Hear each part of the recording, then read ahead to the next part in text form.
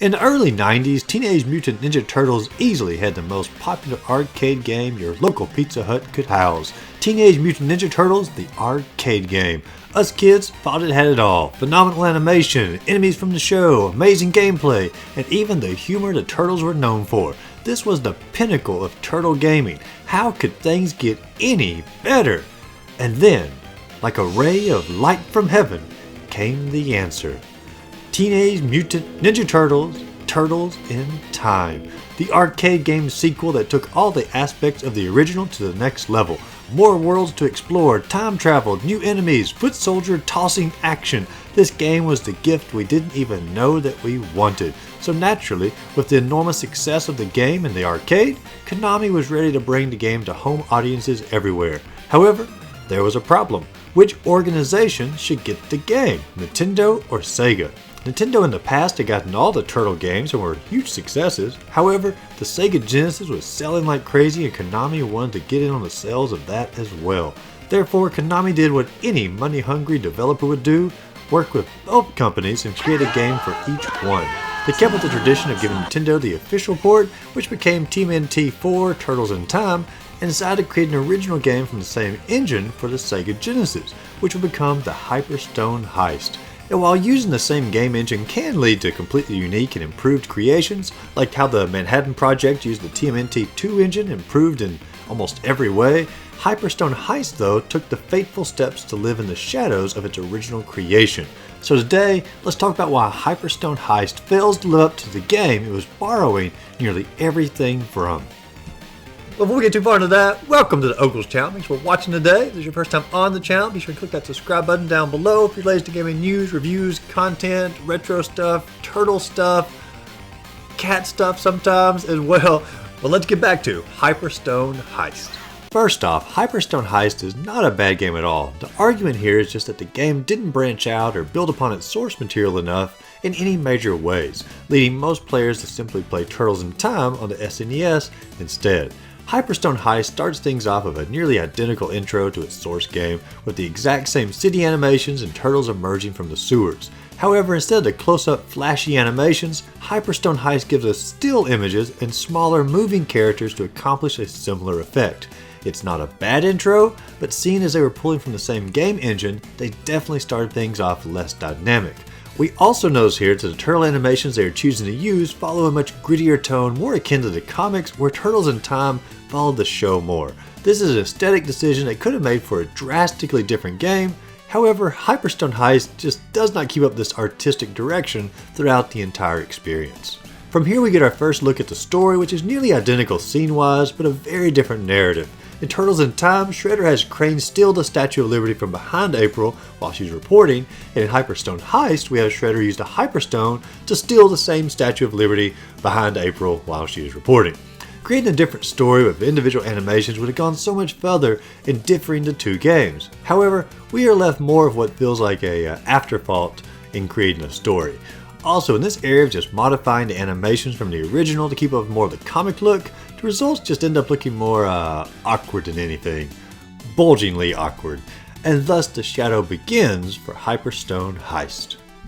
The core game then begins, and immediately we notice a few changes. The graphics of the turtles are darker and still keeping with the comic book aesthetic. However, unlike the intro, the turtles actually look pretty fantastic. The moves are nearly all the same as Turtles in Time, except now you have a dedicated run button. And this is an improvement upon the source game by allowing you to execute dash attacks much more easily and to control your character better.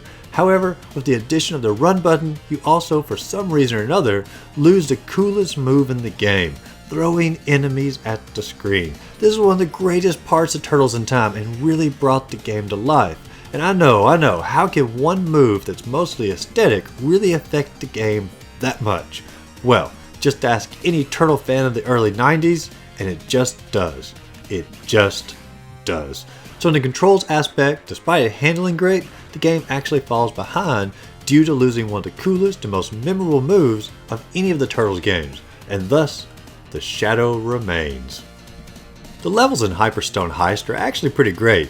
That is, if you never played Turtles in Time or the original arcade game, because nearly all of the levels in Hyperstone are just a remix and mashup of other levels. The first level is divided into 3 parts: the sewer from the first arcade game, the streets from Turtles in Time, and then back to the sewers. The second level is the same way, a mix of the surfing level, pirate ship, and a prehistoric area from Turtles in Time.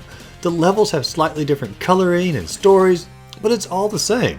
Even the jokes like stepping on certain planks and hitting you in the face, literally the same. This trend continues through all 5 core levels of the game, and while this doesn't necessarily make it worse than Turtles in Time, the way the pacing is done for these levels is definitely worse. In Turtles in Time, the levels are much shorter and have a core boss at the close of each level, meaning there are 12 bosses total happening roughly every 5 minutes or so.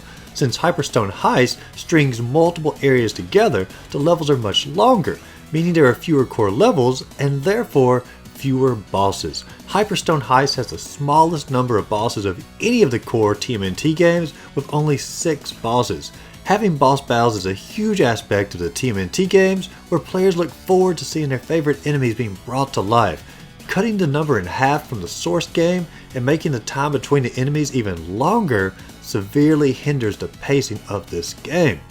Therefore, the shadow remains. Outside the main bosses, Hyperstone Heist cuts down the level enemies throughout the game as well.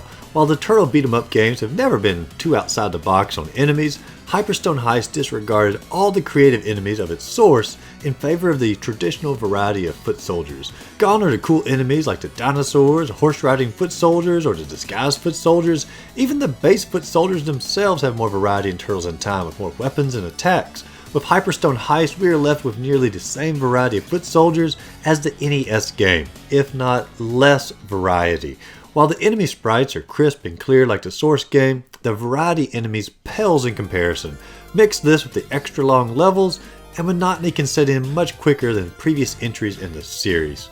Once again though, the shadow remains. Outside the core game, there just really isn't much to do in Hyperstone Heist compared to the SNES Turtles in Time. In Turtles in Time, you had a time trial mode as well as a versus mode, and while neither of these modes are groundbreaking, they each add just enough extra to the post game to bring players back for more. Hyperstone Heist offers the core game, and that's pretty much it. I know that's the same as all the other Turtle games except for Turtles in Time, but still, it just doesn't go as far as the source material. And so as far as options go, the shadow remains. While through all of this, it may sound like the Hyperstone Heist game is just an awful game, but I promise that is not the case at all. It's just simply a case where a quality game could have been so much better considering the source material that it was built from. Konami made both games, and I can't help but think that 2 different teams within the organization made the 2 games. I feel they were given the same source code of the arcade and told to modify it as they saw fit. The SNES team had the easier job, being more of a straightforward port. However, the Genesis team modified and changed things in a confusing direction that were often just worse than the original. Yes, there were some positive changes like the specified run button and the inclusion of the boss Tatsu for the first time, but for the most part, the Hyperstone Heist left players wishing they were playing the Turtles in Time game on the SNES. While the game is still fun in its own right, it's impossible not to compare it to its counterpart, and that's the very reason that Hyperstone Heist will forever live in the shadows. If you enjoyed this review, be sure to like and subscribe to the channel. As always, go out there, find a great game to play. Just simply have a great rest of the day.